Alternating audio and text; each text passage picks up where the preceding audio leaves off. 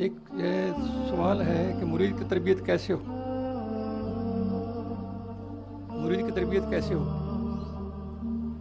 تو کسی نے سوال کیا کہ بعض مشائخ کے اس قول کے معنی کیا ہیں کہ مرید کو اس سے پہلے پکڑ کے وہ سمجھدار ہو جائے. یعنی بعض مشائخ نے یہ کہا ہے، ان کا قول ہے کہ مرید کو اس سے پہلے پکڑ کے وہ سمجھدار ہو جائے. آپ نے اس کا جواب یہ ساتھ مالا، حضور غوث پاک نے اس کا جواب یہ دیا، اس سے پہلے کہ وہ اللہ کا قرب، اس کے لطف و کرم سے لطف اٹھائے، اسے عبادت، نماز، روزہ کے مجاہدے میں لگا دو تاکہ اس کا نفس مرے.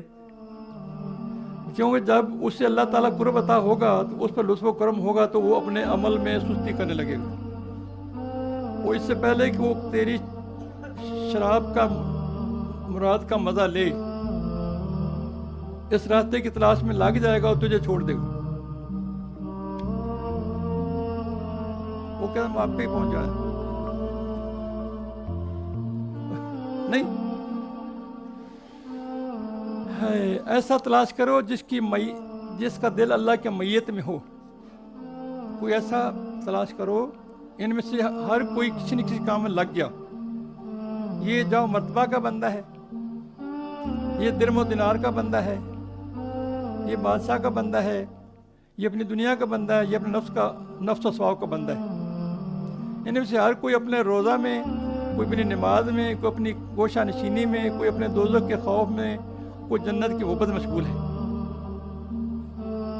تو تم سطح زمین پر کوئی ایسا بندہ تلاش کرو جس کا دل اللہ کے لیے اور اس کی میت میں اسی کے ساتھ متعلق ہو، اور وہ خلق سے بے پرواہ ہو کر اللہ کے دین کی نصرت اور مدد میں لگا ہوا ہو. اگر ایسا ساتھ مل جائے تو اس کا دامن مضبوطی سے تھام لو. یہ نا بڑا اہم بات ہے. سب کہتے ہیں ہمیں جو کچھ سولے پر تمہیں دیں وہ لے لو، جس سے منع کریں اس سے بات رہو. تم اللہ اور اس کے رسول صلی اللہ علیہ وسلم کے فرمان کو بجا لاؤ، وہ ان دونوں پر عمل کرو. ہے نا، یہ میں نے نا نکالا ہے، خود دورہ کر کے رکھا تھا یہ والا. یہ میں تاکہ مریدین کو سمجھاؤں، بتاؤں کہ حضور غوث پاک کے یعنی ان کے فرمان کیا ہیں. ہم ان کی گیرفی ختم بھی دلاتے ہیں، محبت بھی کرتے ہیں، نعرے بھی لگاتے ہیں. ان کے فرمان بھی سنیں اور عمل بھی کریں. یہ سورۃ طارق کی تفسیر میں، تفسیر غوثیہ، سیدنا غوث پاک رحمۃ اللہ نے سورۃ والسماء والطارق کی تفسیر بیان کرتے ہوئے فرمایا، اس صورت میں اللہ تعالیٰ نے آسمان اور اس پر چلنے والے کی قسم کھائی ہے. آسمان پر چلنے والے حضرت محمد صلی اللہ علیہ وسلم ہیں. پہلے آپ صلی اللہ علیہ وسلم کی ہمت عالی نے آسمان پر ترقی کی، پھر آپ صلی اللہ علیہ وسلم کے جسم مبارک یعنی بذات ساتویں آسمان تک عروج کیا اور اللہ تعالیٰ سے کلام کیا. اپنے سر مبارک کی آنکھوں سے بھی اللہ تعالیٰ کو دیکھا اور دل کی مبارک آنکھوں سے بھی اللہ تعالیٰ کا دیدار کیا. یہ الفتح ربانی حضور پاک کے خطابات ہیں، فجوہ زدانی کے نام سے، الفتح ربانی کے نام سے. اس میں یہ سورۃ طارق کی تفسیر غوثیہ میں حضور غوث پاک فرما رہے ہیں. ان کا مقام پہچاننے کی کوشش کریں اللہ کہ اپنے سر مبارک کی آنکھوں سے بھی اللہ تعالیٰ کو دیکھا اور دل مبارک کی آنکھوں سے بھی اللہ کا دیدار کیا. جب آپ اس کے بندہ خاص تھے، رات کے وقت آسمان میں تشریف لے گئے اور اللہ تعالیٰ کو زمین پر دل کی آنکھوں سے اور آپ آسمان پر اپنے سر کی آنکھوں سے دیدار کیا، جو آپ کے بندہ خاص حضور پاک صلی اللہ علیہ وسلم. سمجھا رہی اللہ. اس طرح جب کسی بڑی اہم بات ہے، بہت اہم بیان سمجھنے والوں کے، اس طرح جب کسی بندہ کا دل صحیح ہو جاتا ہے اس کا دل اللہ کا دیدار کرنے لگتا ہے. اس طرح جب کسی بندہ کا دل صحیح ہو جاتا ہے تو اس کا دل اللہ کا دیدار کرنے لگتا ہے. اس بندے اور آسمان و اسرار کے درمیان جو حجابات ہوتے ہیں وہ ہٹ جاتے ہیں. چنانچہ ہمتیں آگے بڑھتی ہیں، اسرار سیر کرتی ہیں. آگے فرمایا صدیقین کے سینے اللہ کے اسرار کے نور سے روشن ہیں. صدیقین کے سینے اللہ کے اسرار کے نور سے روشن ہیں. 4 گروہ ہیں نا انعام یافتہ: انبیاء، صدیقین، شہداء اور صالحین. تو صدیقین کے سینے اللہ کے اسرار کے نور سے روشن ہے. اسرار اللہ کے راز. تم اب ایمان والے کی فراست عقل و دانائی سے ڈرتے رہو. تم ایمان والے کی فراست عقل و دانائی سے ڈرتے رہو. دل جب قرب الہی تک پہنچ جاتا ہے تو وہ ایک آسمان بن جاتا ہے جس میں علم کے تارے اور معرفت کا آفتاب چمکنے لگتا ہے. ان نوروں سے ملائکہ روشنی حاصل کرتے ہیں. ان نوروں سے اللہ اکبر. کوئی نفس ایسا نہیں جس پہ اللہ تعالیٰ کی طرف سے کوئی محافظ نہ ہو، جو کہ اس نفس کے شیطانوں کی دستبرداری سے حفاظت نہ کرتا ہو. جو کہ اس نفس کے شیطانوں سے اس کی حفاظت نہ کرتا ہو. محافظ اللہ نے مقرر کیے. اور اولیاء اللہ میں سے بعض ایسے افراد بھی ہیں جن کی حفاظت صفے باندھے فرشتے کرتے ہیں، اور اللہ ان کے پیچھے سے عطا کرنے والا ہے. آگے فرمایا یہ جو بعض بے عمل ہے نا ان کو جھنجھوڑا ہے. تو فقط فساد و بلاغت میں پڑا ہوا ہے. تو نے اپنے گھر کو اجاڑ دیا ہے، اپنے گرد کے گردا گرد گھوم رہا ہے، وہاں سے ہٹتا ہی نہیں ہے، گویا تو چکی کا ایک اونٹ ہے. شاید کسی ولی اللہ نے تجھے بات دعا دی. ہم بھی کولو کو بہلا ہے نا، دنیا لگتے چھوڑتے ہی نہیں، نہ دنیا سے باہر نکلنا چاہتے ہیں، نہ ہمیں شوق ہے. یہ تو پھر پتہ لگے جب ساگ ڈوری ٹوٹنی ہے، پھر پتہ لگنا حقیقت کیا ہے. ابھی غور کرو ان باتوں کے اوپر. شاید کسی ولی اللہ نے تجھے بد دعا دی ہے جس کی وجہ سے تیری دنائی کی آنکھیں پھوٹ گئی ہیں. تو نے اللہ کو چھوڑا، اللہ نے تجھے اس راستے میں چھوڑ دیا. لو، تو نے اللہ کو چھوڑا، اللہ نے تجھے راستے میں چھوڑ دیا. تیری قصد کی آنکھ میں ڈلکے کی بیماری جم گئی، تیرے غم بہت ہو گئے اور تیرے قصد کے بازو ٹوٹ گئے، تیرے ارادے کمزور ہو گئے. باہمت کیا یہ باہمت لوگوں کا سفر ہے؟ تو کمزور بہت دل بنا ہوا ہے، چمٹ گیا ہے دنیا کی لذتوں کو. تو دنیا اور آخرت کے درمیان پڑا ہوا ہے، پڑا ہوا گوشت کا ایک ٹکڑا باقی رہ گیا ہے. تو ایک سچے دوست کا محتاج ہے جو تیرے افلاس کے بعد تیری بھلائی کے لیے دعا کرے. تجھے ایک سچے دوست کی یعنی محتاجی ہے جو تیری افلاس کے بعد تجھے دیکھے یہ غریب بیچارہ مر رہا ہے، پھر تیری بھلائی کی دعا کرے. تو اولیاء اللہ فرشتوں کے ساتھ سچا انس پیدا کر. جب تو ان سب سے انس پیدا کر لے گا تو تیرے لیے دوسرا دروازہ کھل جائے گا. مخلوق میں سے جب تو انسانوں سے انس پکڑ کر اس دروازہ کو بند کر دے گا تب تیرے لیے جنوں کے ساتھ انس کا دروازہ کھل جائے گا. جن جب یہ دروازہ بھی بند کر دے گا تو تیرے لیے فرشتوں کے ساتھ انس کا دروازہ کھل جائے گا. یہ سب چیزیں اپنی ذات میں کچھ نہیں کر سکتی، وہ تو حکم کے تابع ہیں. آگ اپنی طبیعت سے نہیں جلاتی، نہ ہی پانی ڈبوتا ہے. اللہ کے حکم سے سمجھا رہی ہے. اللہ اپنی طبیعت سے پانی صاف نہیں کرتا. نمرود کی آگ سیدنا علیہ السلام کو نہ جلا سکی. حضرت ابو مسلم خلانی رحمۃ اللہ کو جب آگ میں ڈالا گیا تو جلنے سے محفوظ رہے. اور سمندل نام کا ایک جانور ہے، وہ آگے میں ہی رہتا ہے، آگ اسے نہیں جلاتی. آگے بڑی بند کرتے ہیں، مانتے ہیں کہ جب تو اپنے مال میں اخلاص پیدا کر لے گا تو مخلوق سے رہائی پا لے گا، جو تجھے مخلوق کے درمیان سے نکال لیا جائے گا. ان سے نکل کر تو اللہ تعالیٰ پہنچ جائے گا، اس کی طلب کرنے لگے گا. ایک مثال سے اس کی ایک مثال کیسے سمجھ آ رہی مثال کی؟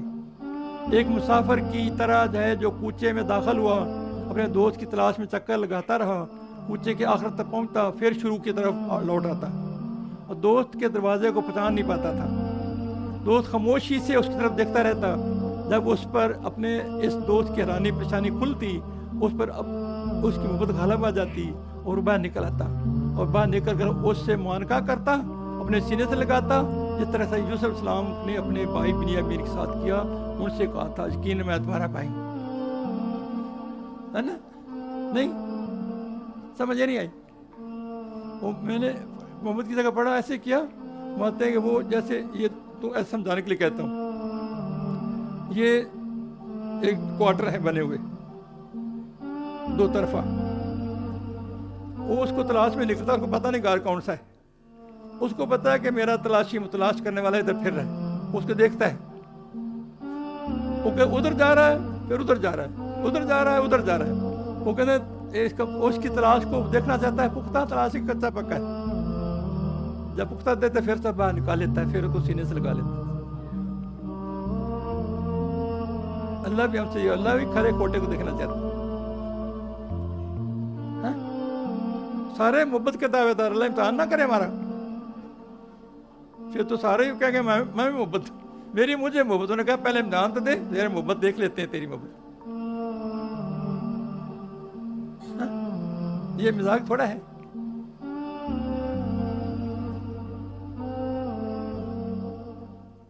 اللہ تعالیٰ نے دل کی زمین کو اپنی معرفت و علم کا قرارگاہ قرار دیا ہے، رات اور دن میں 360 بار اس کی طرف رحمت کی نظر دیکھتا ہے، 360 بار اللہ تبارک تعالیٰ انسان کے دل کو رحمت کی نظر سے دیکھتا ہے، اگر وہ دل کے لیے قرار تاناف ماتا، دل ٹکڑے ٹکڑے ہو جاتا اور پھٹ جاتا، بڑی بڑی محبت کی بات ہے۔ دل جب درست اور صحیح ہو جاتا ہے تو قرب الہی میں قرار پکڑ لیتا ہے، اور خلقت کے ان سے نفع حاصل کرنے کے لیے اس درمیان حکمرانی کی نہریں جاری فرما دیتا ہے، اور خلقت کے لیے ان سے نفع حاصل کرنے کے لیے ان کے دل سے نہریں جاری فرما دیتا ہے کہ میری مخلوق اس کے دل سے فائدہ اٹھائے۔ اللہ تعالیٰ نے اولیاء کو دین کے لیے بلند پہاڑ بنا دیا ہے، ان میں سب سے اونچا مقام رسول پاک صلی اللہ علیہ وسلم کا ہے، ان کے بعد صحابہ کرام رضوان کی جگہ ہے، ان سے کم رتبہ تابعین علیہ السلام کی جگہ ان کا قائم مقام ہونا ہے۔ اولیاء اللہ علیہ نے حکم کی بجاوری کے لیے ان حضرات کرام کے ارشادات پر قولی اور فعلی ظاہری اور باطنی عمل کیا، جس سے انبیاء کرام کی آنکھیں ٹھنڈی ہوئیں، اللہ نے ان سے فرشتوں پر فخر فرمایا، یہ ہے میرے بندے۔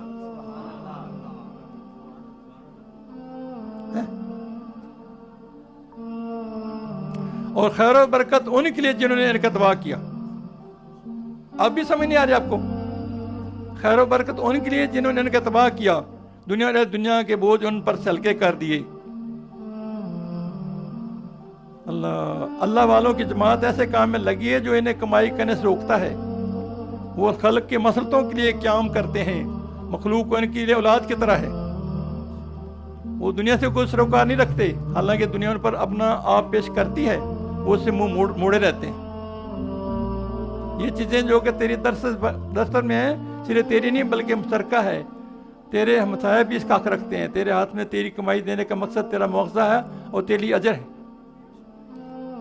یعنی یہ جو تیری کمائی ہیں تیرے اکیلے کے نہیں ہیں، کسی اور اس میں اور کا بھی حق ہے۔ اور قرآن یہ کہہ رہا ہے وَأَنفِقْ مَا جَعَلَكُمْ مُسْتَخْلَفِينَ فِيهَا، تم اس مال میں سے خرچ کرو جس میں تمہیں خلیفہ بنایا گیا تاکہ اللہ تمہارے عمل کو دیکھے۔ آپ بتاؤ، وہ کہنا میرا ہی ہے، وہ میرا نہیں حقداروں کا بھی ہے۔ اللہ جانشی نہیں بناتا ہمیں، اللہ رات سے نہیں دیتا، بنی بنائی نعمتیں اللہ دیتا ہے، ہماری کچھ سے مل سکتی اتنی نعمتیں؟ بتاؤ، اتنی عطائیں اللہ کی نعمت سے کا فضل کرم سے ملتی ہے نا، کہ کیا آپ مال تقسیم کرو کم ہو جائے گا؟ زکوٰۃ خراج سے مال کا بھی کم نہیں ہوتا، سود سے کم ہوتا ہے، بخل سے کم ہوتا ہے۔ چلو جو اللہ نے آپ کو نعمت دی، مال کو چھوڑو، مال کی کیا حیثیت ہے؟ عزت کی لیتا ہے، عزت نہ رہے بخل آ گیا تو پھر کیا رہے گی؟ اللہ نے جو آپ کو نعمت دی اس سے فائدہ اٹھاؤ مخلوق کو، اس سے فائدہ پہنچاؤ مخلوق کو، جس کو جو نعمت دی گئی ہے اس سے اللہ کی مخلوق کا بھلا کرو۔ تو جو کسی بھلا کرتا ہے اس کا اللہ برا کرے گا، اس کو تو بہت بھلا کرے گا۔ کسی کو رہنمائی کرو، کسی کی مدد کرو، کسی کی ہمدردی کرو، کسی کا کام بانٹو، کسی کے لیے حصے دار بنو، اس کے دکھ سکھ کو غور سے بات سنو. یہ بھی تو اپنوں سے شروع کرو. پھر چلو ایسے کر لو، اپنے والدین سے شروع کر لو، رشتے داروں سے شروع کرو، بہن بھائیوں سے کر لو. اپنے ہمسایوں کی خبر گیری کیا کرو، فقیروں کو کھانا کھلایا کرو، کیونکہ دوست کا گھر تنگ ہے مگر اس میں داخل ہونے والا کشش والا ہے. وہ کہاں ہے جس نے مخلوق پر دروازہ بند کیا ہو، اللہ کے دروازے پر آ کھڑا ہو، اس قسم نے اپنی حاجتیں پیش کی ہوں. تو اس باپ کو چھوڑ دے اور دوست کی لگی اختیار کر لے، پھر دیکھ تجھے کیا نظر آتا ہے. اللہ کے دروازے پر کھڑا ہو جا اور مصیبتوں پر صبر کرنے کی ٹھان لے. اس قضا قدر تجھے پارا پارا کر دے، تجھے محسوس نہ ہوگا، تب تجھے بعد قدرت دیکھے گا. تو تکوین کو دیکھے گا تو کیا تیرا کیا حال بناتی ہے. تو رحمت کو دیکھے گا کہ وہ تیری کیسی پرورش کرتی ہے. تو محبت کو دیکھے گا تو تجھے کیسے رزق پہنچاتی ہے.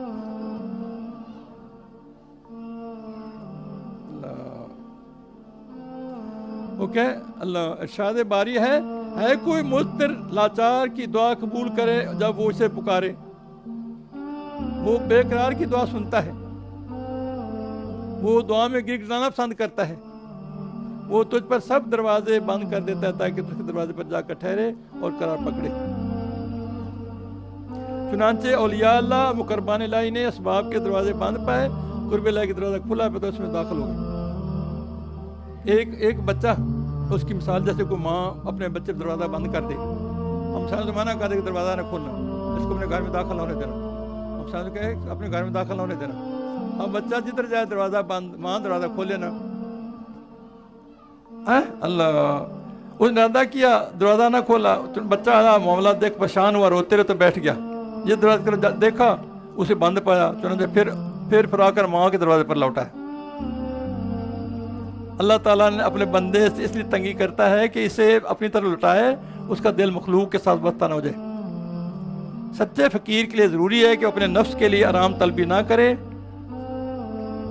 اگر بامر مجبوری سے طلب کی ضرورت آئے پڑے بقدر کفایت طلب کرے، نہ کہ ضرورت سے زیادہ.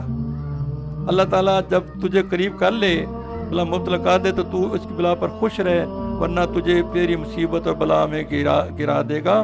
دنیا کی چیزوں میں رغبت تجھ پر تیرے قرب الہی کو بلا سب ڈال تشویش میں ڈال دے گی. جو اللہ کا ڈر نہیں رکھتا اسے سمجھ ہی نہیں آئی. چروائے کے بغیر